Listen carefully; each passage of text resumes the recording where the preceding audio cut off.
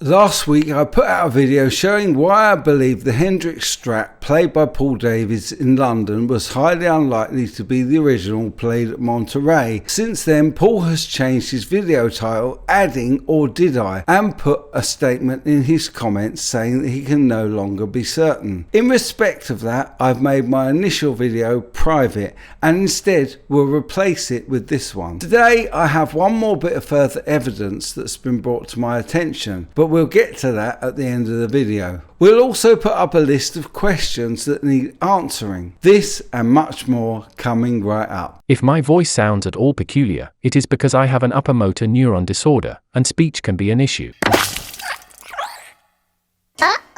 It's always been the remit of my channel to represent both sides of every story. I made several attempts to invite response from the media influencer, with no reply. To that end, today I'm going to ask a few questions that I feel are key to providing the evidence that the guitar community would like to know. Firstly, I'd like to thank my buddy Paul Davies for amending his title twice now. Initially, he took out the $10 million price tag, and now he's added "or did I" to the end of the title, "I played Hendrix Strat." Paul is a great guy, and I knew that with the evidence that's been provided here, he would end up making some sort of statement. Here is his post, with the most important bit being, "At this point I'm simply not sure anymore that I did play the Hendrix Monterey Strat." Good on you, Paul. Secondly, I want to address a very important point made by Lawrence Carpenter. He's a memorabilia expert and collector. He posted a video on this very issue. He highlighted the vitality of keeping provenance private and away from public dissemination. The lack of provenance was a big part of why I felt that the media influencer was evasive. However, now I understand why providing provenance should not be made public, and I think it's important to address. Here's what Lawrence had to say on that matter. Another reason why they do it, which is very important, is because they want to avoid any fraudulent activity around the use of the letter of authenticity. And what I mean by that is somebody could request the letter of authenticity and then they might copy it or alter it and put it with another guitar and sell that guitar as a Jimi Hendrix owned Strat. But what I do think it would be wise to share some of the content of the letters, you know, just the key bits of information. You don't need to share the serial number, say, but just whatever the key bits of information is, like who wrote the letter. Was it Mike Jeffrey? If it was Mike Jeffrey, what did he state? Does it state in the letter that Jimi Hendrix used this guitar at Monterey? Does it also state that Jimi Hendrix used the guitar to record various albums?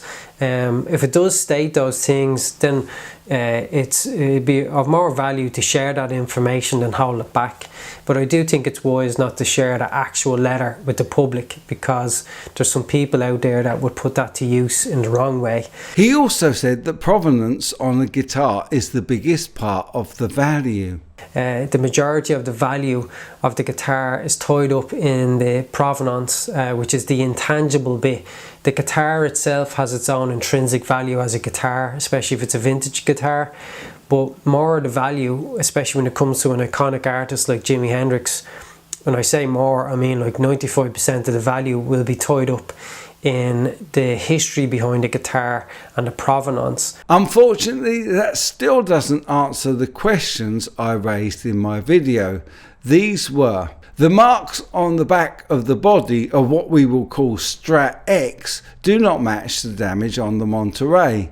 New damage is perfectly acceptable, but damage that goes away is not. Guitars do not heal themselves. It's the same with the marks on the front, where we can see that Strat X is missing damage that was evident on the Monterey Strat. Could it be that Strat X was refinished at some point? That would also explain why most of the wear appears to be from right-handed playing. The decals do not match, and the headstock of Strat X appears to be from a hardtail Strat. Jimi clearly always had a whammy bar.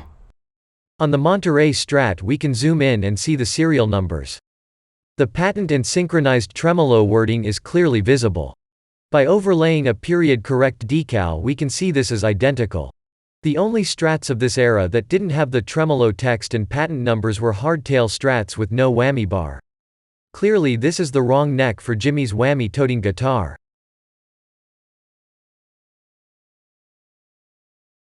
Also look at the angle of the original strap button, which is much more angled than the one on the guitar Paul played.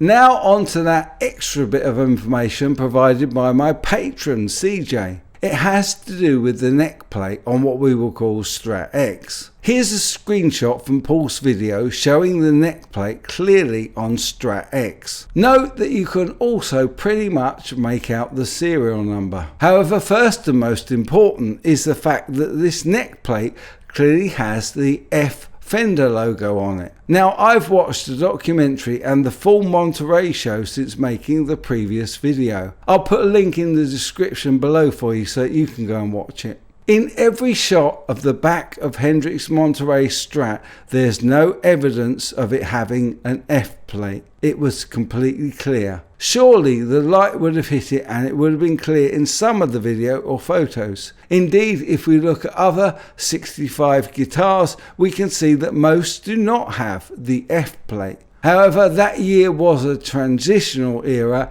and here is clarification on the neck plates. These serial numbers are found until just beyond the middle of 1965. They can also appear on some 1966 Stratocasters. I'd like to offer huge thanks to those who offered insight, evidence and help in this video. Based on the evidence in my videos, these are the questions that need answering. 1. Why does the damage on the back of Strat X not match the damage on the Monterey? 2.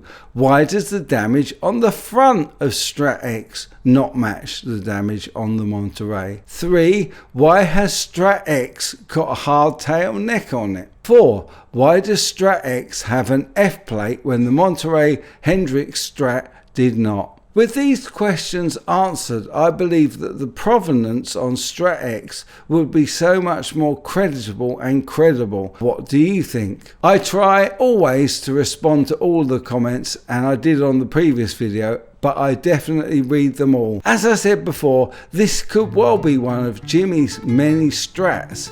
It just seems that the physical evidence doesn't point to it being the Monterey Strat. Thanks so much for watching, and I'll see you on the next video.